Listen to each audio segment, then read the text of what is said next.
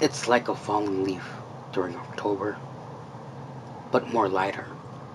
Or perhaps a feather is better to describe what it's like, piling up as it falls from the sky and onto the ground of the earth. We are all too familiar with the snow that comes around during December, but to those who live in the impossible spots with heat around this time, never know the preparations we do when the frost comes. To them, it is but a heat wave that covers the landscape, or a much cooler atmosphere that condemns the land. Not to the ones on the other side of the valley and trails of mountains. I have seen such change as the wind blows through the town, just as I have felt the north winds rush itself to shape the clouds to cover us with its blanket. This in itself is the beauty that shows how nature is. It doesn't need the tools we possess, or the figure of a fellow man to sculpt its art into the world.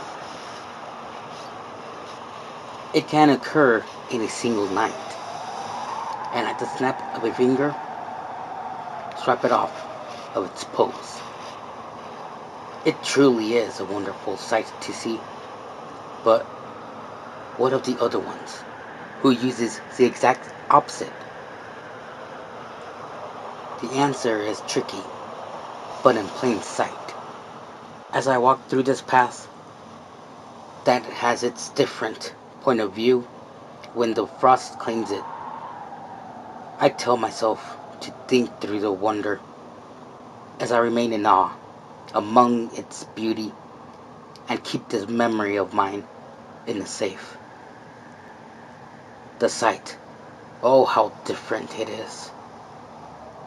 A tree that's full of life stands with snow, but now limps from the frost that has passed.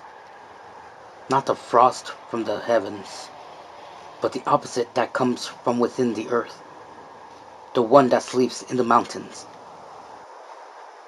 that creates more and destroys as well. The red, boiling substance that moves in a slow pace to scope new land. It burns as it spreads and halts when it has to halt. Although it stops when it collides with the ocean, it still furthers itself to create more land.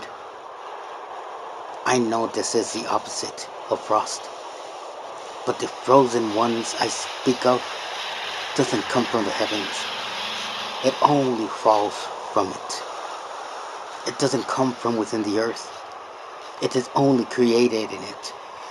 It comes from the mountains itself that has awakened, and its rage swallows life and sculpts its art as we run from its time-ending touch.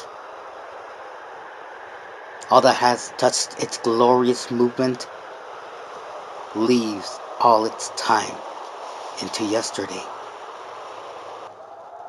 I stated how different both sides are when the winter shadow arrives, as the burning cadavers crawl on the other.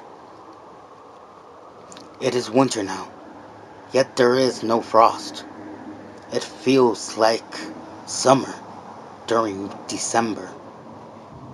But as I walk through this path, as the artist has stopped its work and now sleeps until it wakes again, I admire the work given, and as I walk, the sculptures of man and beast stand frozen in time, shells without souls, some with crossed fingers that seem like they are agonizing, and some lay above in attempts to escape.